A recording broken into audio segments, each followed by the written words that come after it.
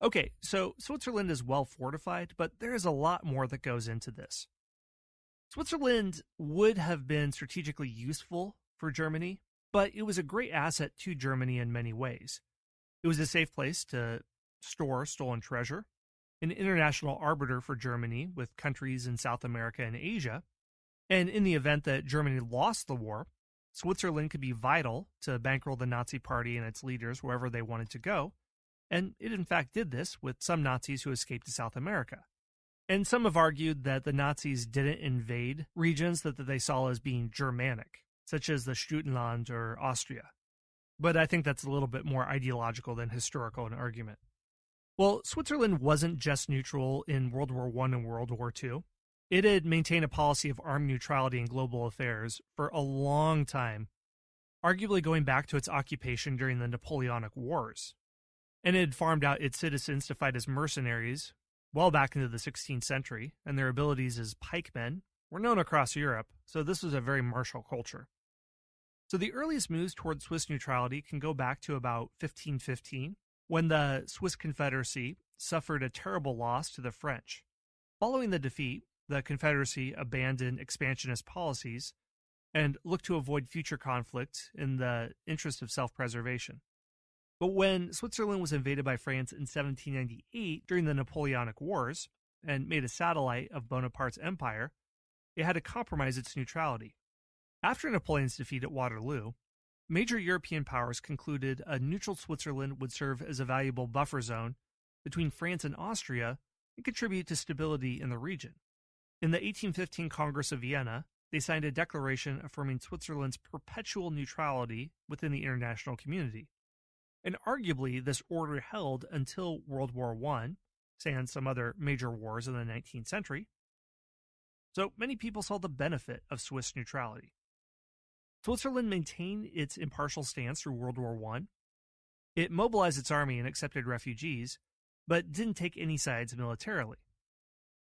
When the newly formed League of Nations officially recognized Swiss neutrality in 1920 and established its headquarters there in Geneva, it did it for this reason. In World War II, neutrality was trickier because Switzerland was surrounded by Axis powers. Italy to the south, Germany to the north, Nazis conquering all around it.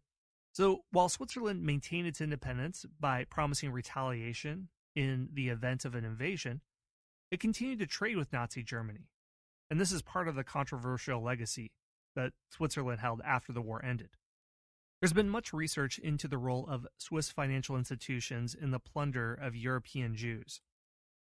One report came from the Institute of the World Jewish Congress in 1996, and they argue that Switzerland's reputation as a neutral safe haven where refugees could find safety during World War II took a major hit with revelations about its wartime transactions with Germany.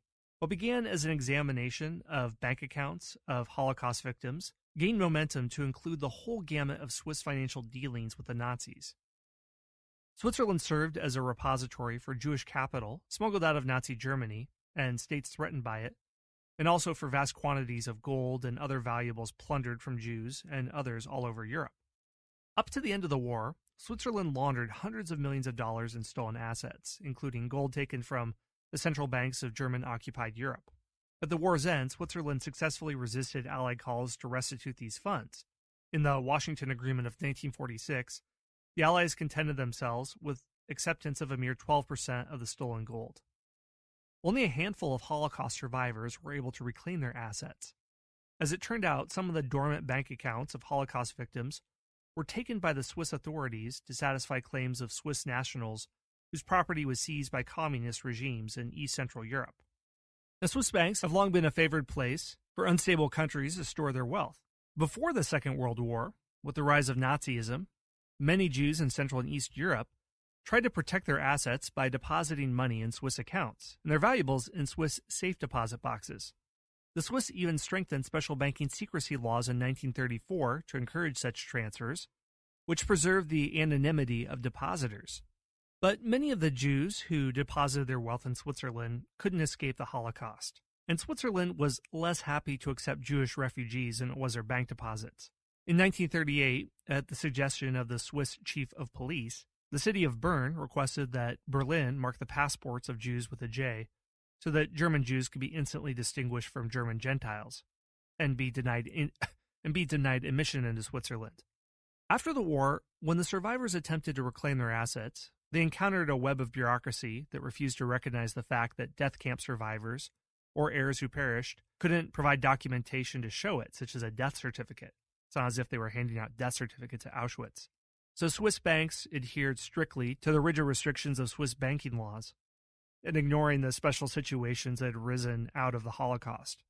Now, Switzerland wasn't just a favorite haven for European Jews, but also for Nazi bank accounts. Nazi safe deposit boxes often contained property plundered from Jews, and Switzerland did a lucrative business with the German Reichsbank and with individual Nazi officers. Even the royalties from Hitler's Mein Kampf were deposited in a Swiss bank account.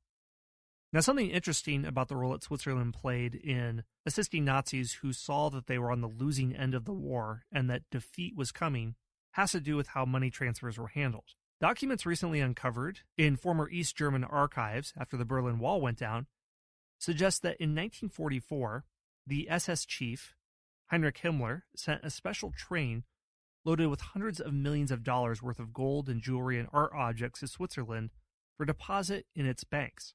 And there's evidence to suggest that these funds were originally earmarked for laying the foundations of a Fourth Reich in Nazi victory in World War II.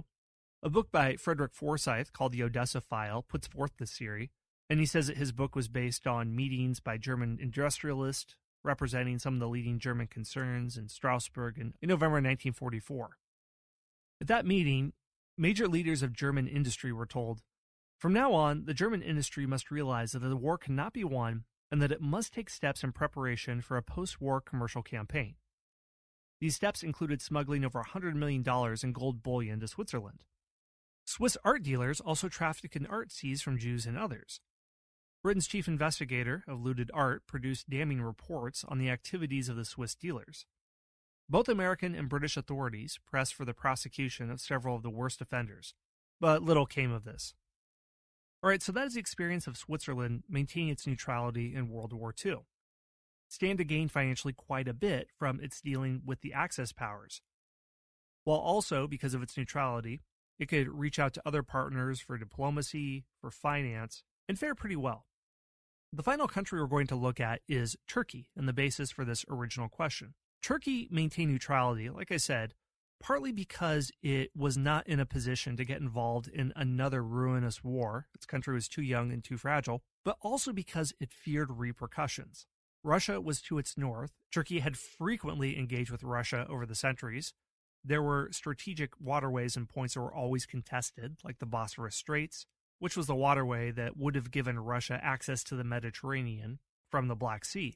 And as later events showed after the war, Turkey was very wise to play carefully because Russia occupied much of Eastern Europe, and it's conceivable that, depending on how Turkey had acted during World War II, could have done the same to its southern neighbor.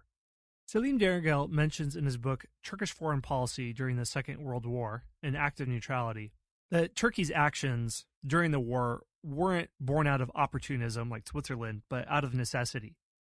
Turkey was stuck in a backward economic and military situation in the interwar years between World War I and World War II. When Turkey gained independence, there was a population exchange between ethnic Turks who lived in Greece and ethnic Greeks who lived in Turkey. Both nations were probably hoping to avoid some sort of ethnic cleansing event involving mass death, but as a result, the loss of its Greek population and the pushing out of other non-Turkish people drove the economy backward because many of these people were involved in trade and industrial activities, and a lot of institutional knowledge was lost. Germany exploited this situation to become Turkey's largest trading partner. And the heritage of World War I was a major concern of the extension of German influence in the country.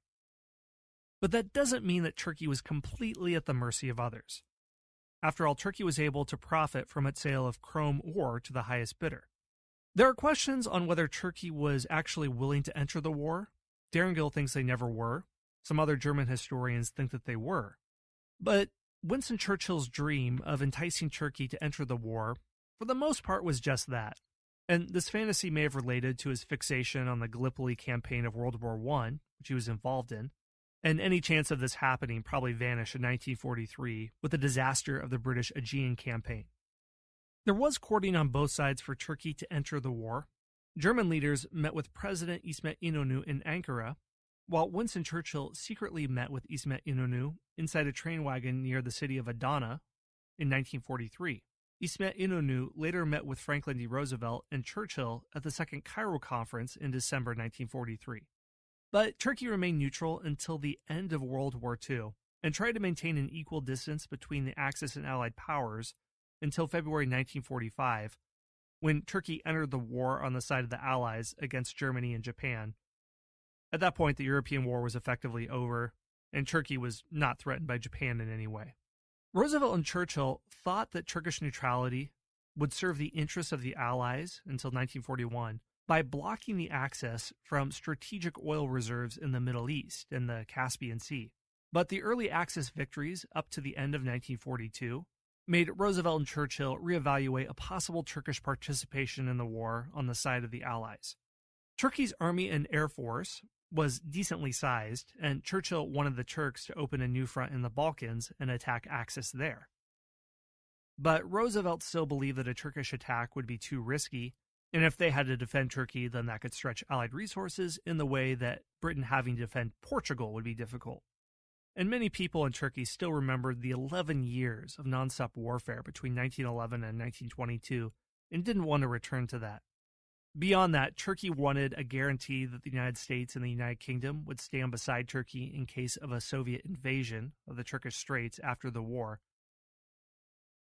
And that was a lot to promise when the fragile alliance between Britain and the United States and Russia had to be held together in the final stages of World War II. Movements against neutrality came in April 1944, when Turkey halted its sale of chromite to Germany and broke off relations in August. And part of the reason that Turkey declared war in 1945 was because at the inaugural meeting of the United Nations, it was conditional on full belligerency, but there were no Turkish troops that ever saw combat.